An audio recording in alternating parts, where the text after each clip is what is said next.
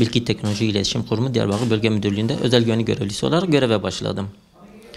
O günden bugüne kadar yani herhangi bir sıkıntı, bir sorun yaşamış değildim. Lakin işe başladıktan birkaç ay sonra sürekli ihale değişikliği yaşandı. Ve her değişiklikte fark ettim ki beni çıkarmak isteyenler oldu. Beni çıkarmak için gayret edenlerin olduğunu fark ettim. Birkaç ufak böyle soruşturma yaptım arkadaşlar arasında. Duydum ki üstten birkaç kişi kendi adamlarını işe alabilmek için beni işten çıkarmaya çalışıyorlarmış diye böyle bir duyum aldım. Bu 7 yıl süre zarfında epey bir sıkıntılı olsun olmasın birçok şey yaşadım orada açıkçası. Bu 15 Temmuz darbe kalkışmasından sonra bizim kurum çok acayip bir şekilde değişti ve bizim üzerimize daha çok gelmeye başladılar. Bundan önce de bizim kurum başkanı değişti. Kendisi Ömer Fatih Sayan. Kuruma Mart ayında gelmişti. Yani darbeden 2-3 ay önce falan geldi. Dedi ki burada birkaç eleman fazlalığı var. Biz eleman çıkarma yoluna gideceğiz yıl sonunda. Bize öyle bir şey söyledi ekibiyle beraber geldiğinde. Biz de bunun yani nasıl olacağını, kimler olacağını sorduğumuzda yani eskiler mi, yeniler mi ya da kura mı çekilecek falan soru sorduğumuzda bize dedi ki tek kelime, arkası sağlam olan kalır. Bize bu kelimeyi söyledi ve ona göre de artık dedi çıkışlar verilecek. Şimdi 15 Temmuz darbe girişiminden sonra ise bunlar bu darbe girişimini fırsat bilip bizim üzerimize haksız yere neden sebep belirtmeksizin direkt bir günlük değil bir saatlik işte bir telefonla işimize son verdiler.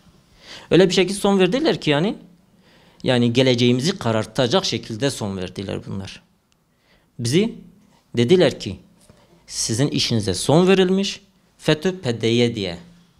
Bu kurumun basın açıklamasında mevcuttur. Bakabiliriz. Ayrıca şöyle diyeyim. Ondan sonra biz İşkur'a gittiğimizde kendi haklarımızı aramak için falan gittiğimizde biz baktık ki bunlar bizim önümüzü tamamen kısmışlar. Tamamen kapatmışlar ki hiçbir şey yapamayalım. Bizi resmen bir vatan haini olarak göstermeye çalışmışlar. Hiçbir yerde bir şey yapamayalım. Olduğumuz yerde oturalım. Bu şekilde.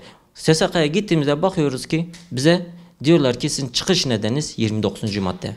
Şu an bu madde yüzünden herhangi bir yerde sigortalı bir iş bulamıyorum. 28 Şubat mağduruyum ben de açıkçası. Gittiğim bütün kurumlar geçmişime bakıp beni bir nevi yani geçmişimle yargılayıp beni işe almayanlar oldu çok kez. Ve bu kurum da zaten şu an yaşadığım neden de 28 Şubat mağduru olmamdan dolayıdır. Beni araştırıp 28 Şubat mağduru olduğumu görünce bunlar bize zıt, bu şahıs bana zıt diye benim üzerime oynamaya başladılar.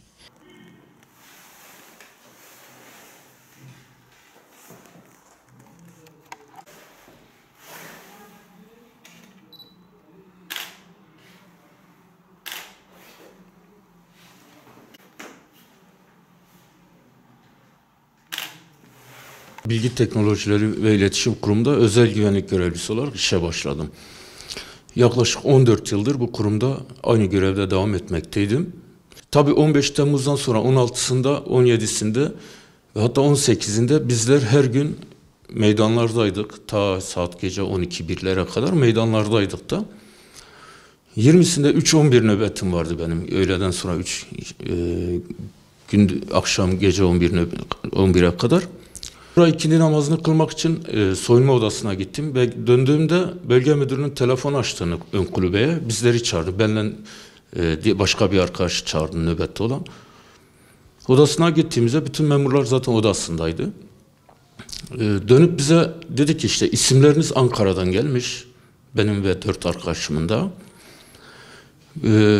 Çıkışınız verilmiş. Sanki biz bir şey yapmışız gibi o an işte giriş kurum kartlarımızı, her şeyimizi elimizden aldılar. Güvenlik elbisesini üzerimizden çıkarıp bizi kurumdan çıkardılar. Böyle Ankara'dan bir telefonla bir talimatının geldi ve bizi bir telefonla çıkardılar bu işlemler hepsi.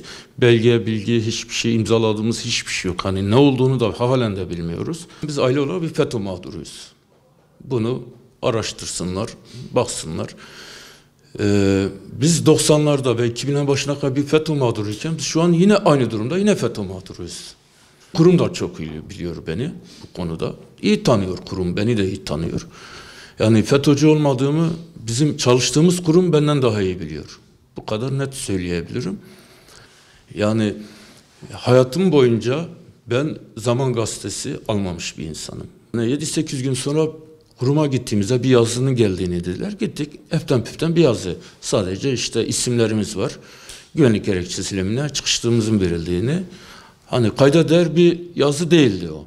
Yani bizler mağdur olduğumuzu defalarca yine tekrarlıyoruz. Bizler tamamen mağduruz. Devletimizden istediğimiz sesimizi duyması, mağduriyetimizin giderilmesi, isimlerimizin kim veya kimler tarafından en kısa zamanda ortaya çıkması ve bu kişilerin bizi bu duruma düşüren kişilerin bir an önce cezalandırılması, haklarımızın tarafımıza verilmesi, en başta temize çıkmamız. En başta temize çıkmamız ve ondan sonra işe dönüş. Çünkü yaklaşık 14 yıllık bir hizmetimiz var. Biz eğer mümkünse yetkililerden işimize tekrar dönmeyi arzuluyoruz. Haklarımızı istiyoruz. İsimlerimizin temize çıkmasını istiyoruz. Kulak versinler. Adaletin en kısa zamanda tecelli etmesini diliyorum.